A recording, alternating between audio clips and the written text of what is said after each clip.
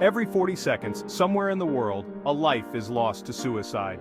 This staggering statistic represents just the tip of the iceberg, a chilling reminder of the silent crisis engulfing our world, the mental health crisis.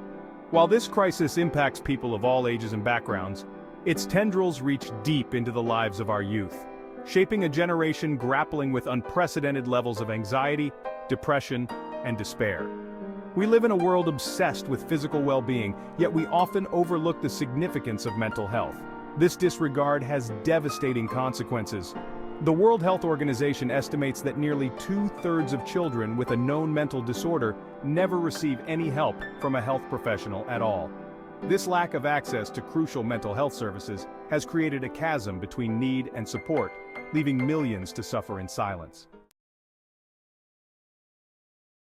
The mental health crisis is not an abstract concept. It is a lived reality for millions of young people around the world. In the United States alone, suicide is the second leading cause of death among individuals aged 10 to 34. These are not just numbers, these are our children, siblings, friends, and classmates. The reasons behind this surge in mental health issues among young people are complex and multifaceted. Academic pressure, social media's relentless comparisons, economic anxieties, and a rapidly changing world all contribute to a climate of uncertainty and stress. However, beneath these external pressures lies a deeper, more systemic issue: the erosion of human connection. Imagine a young person struggling to cope with overwhelming feelings of sadness and hopelessness. They try to reach out, dropping subtle hints, hoping someone will notice their pain. But their cries for help go unanswered, dismissed as typical teenage angst or hormonal fluctuations. This scenario, unfortunately, is not uncommon. Early intervention is crucial in addressing mental health issues, especially among young people. Recognizing the warning signs, changes in behavior, withdrawal from social activities, persistent sadness or irritability, can make a life-altering difference. Yet, all too often, these signs are overlooked or misinterpreted, leading to missed opportunities for intervention and support. The mental health crisis demands our urgent attention. We can no longer afford to treat mental health as a taboo subject or a sign of weakness.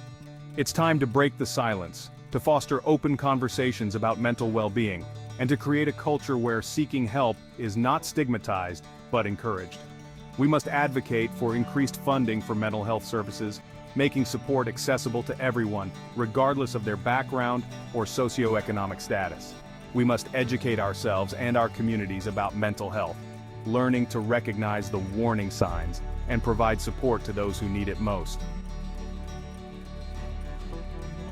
The fight against the mental health crisis is not a battle fought alone.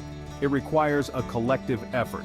Each of us has a role to play in creating a world where mental well-being is valued and prioritized. Share this message, start a conversation with your friends and family, and support organizations dedicated to mental health advocacy. To our readers, thank you for taking the time to engage with this crucial topic. Your willingness to learn, to listen, and to act is a beacon of hope in the fight against the mental health crisis. Together, we can break the silence, build a more compassionate world, and ensure that no one suffers alone.